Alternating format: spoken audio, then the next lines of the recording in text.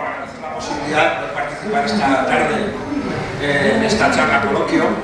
Creo que es importante que se den espacios como este donde poder discutir de algo que queremos definir claramente. Esto es un conflicto. No estamos hablando del establecimiento de nada etéreo, estamos hablando de dónde nos vamos a poner en un conflicto en el que el 1% está machacando al 99%.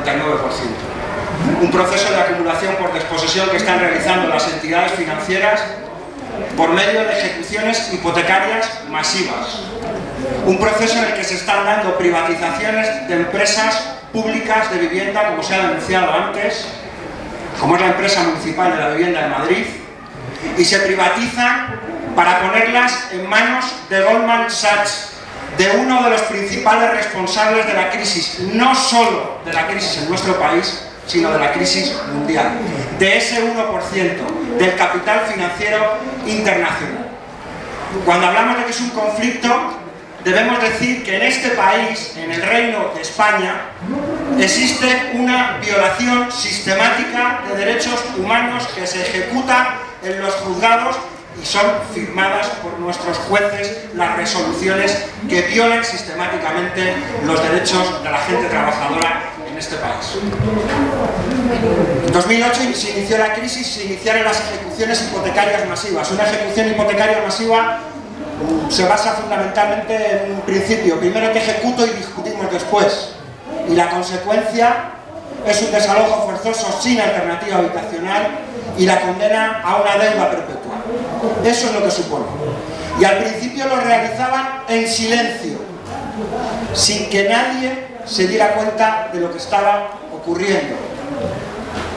Pero poco a poco, esos sectores que supuestamente no tenían nada, los nadie, aquellos que no tenían derechos, aquellos que habían perdido el trabajo y que no tenían absolutamente nada, a los que no se les informaba ni tan siquiera que tenían derecho a tener un abogado para ir a un procedimiento judicial para poder defenderse, porque la inmensa mayoría de las ejecuciones hipotecarias en este país se ejecutan en absoluta indefensión, se fueron organizando. Se fueron organizando y plantearon que no iban a transigir, que no iban a permitir que siguiera la violación sistemática de derechos humanos.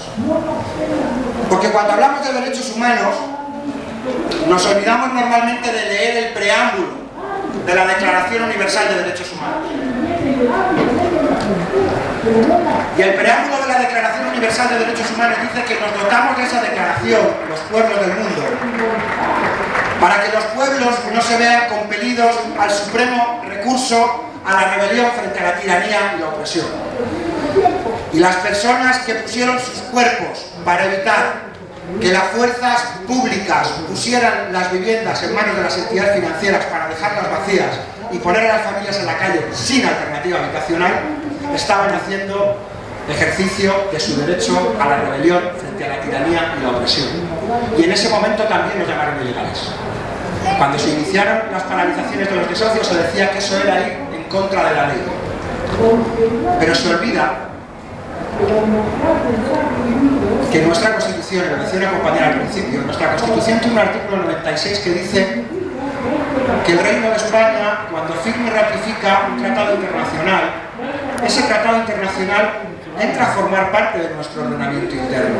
Es decir, que la Declaración Universal de Derechos Humanos forma parte de nuestro ordenamiento interno, que el Pacto Internacional de Derechos Civiles y Políticos forma parte del ordenamiento interno y que el Pacto Internacional de Derechos Económicos, Sociales y Culturales forma parte del ordenamiento interno y se encuentra por encima de todas las leyes internas. Y eso está siendo sistemáticamente violado en nuestro país. El resultado han sido centenares de desahucios parados. Y ya últimamente nadie pone en duda que es legítimo resistir un desahucio, que es legítimo impedir que se utilice la fuerza para entregar viviendas para que queden vacías y abandonadas. Pero quizás hay que ir un poco más allá cuando preguntan ¿quiénes son los ilegales? Porque también cuando las personas afectadas fueron a pedirle aquellos que tenían la posibilidad de votar a favor de una iniciativa legislativa popular que había recogido 1,5 millones de firmas, que pedía que cesaran los desalojos forzosos, que cesaran las deudas perpetuas y pedían que cesaran las violaciones de los derechos humanos. Cuando fueron a pedírselo a los diputados que tenían que votar esa ley, también dijeron que eso era ilegal. Y hay que recordarles que el acaparamiento de bienes de primera necesidad para alterar artificialmente el precio de las cosas es un delito. Es un delito tipificado en el Código Penal. Es un delito mucho más grave que la utilización de viviendas cuando no tienes una alternativa habitacional, por mucho que el propietario sea otro. Que es perfectamente legítimo la utilización de viviendas que están siendo acaparadas, porque el acaparamiento es un delito impune en nuestro país. La plataforma de afectados por la hipoteca es un espacio de autoorganización, de resistencia y de lucha colectiva. A veces nos dicen, pero vosotros sois de izquierdas o sois de derechas. Nosotros somos de abajo. La izquierda con quién está, que se pronuncie. Que no nos hagan a nosotros la pregunta. Nosotros somos de abajo. Y somos de abajo y tenemos claro además que esta crisis no es una casualidad.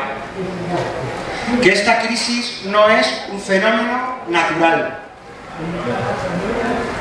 Que aquí hay gente responsable. Y hoy estamos en un proceso de resistencia para parar los desahucios, para acabar con las deudas perpetuas, y hemos avanzado algo y nos queda mucho, y se ha dicho que se están ejecutando muchos lanzamientos en vivienda social y que se están articulando espacios de resistencia en vivienda social.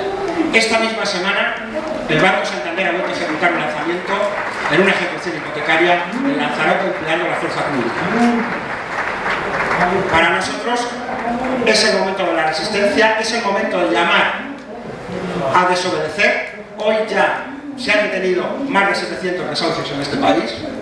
Hoy hay 700 personas en el conjunto del Estado que tienen vivienda gracias a procesos de reapropiación basados en la lucha colectiva, basados en la obra social de la plataforma afectada por la hipoteca,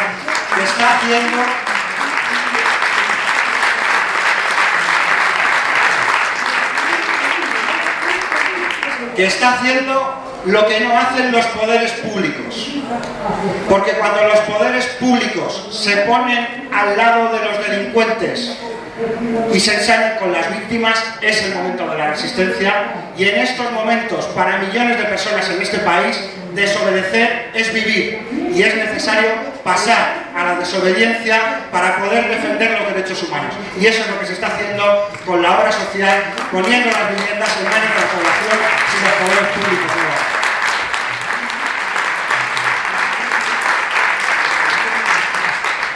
Hasta hace poco, lo habitual en los medios de comunicación, y voy terminando, era que viéramos los nombres de las víctimas. Y nos han contado y hemos oído muchas veces los nombres de las personas que han sufrido desahucios o que estaban amenazadas por desahucio. De las personas que han perdido la vida porque perdieron la esperanza.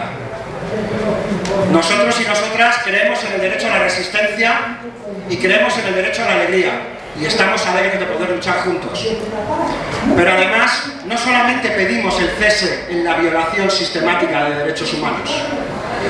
Les decimos algo, y es que no vamos a olvidar ni vamos a perdonar a los responsables, y que hoy sabemos los nombres de las víctimas, pero también sabemos los nombres de los principales responsables: Francisco González, Isidre Fainé, Emilio Botín y Rodrigo Rato. Creemos que más tarde o más temprano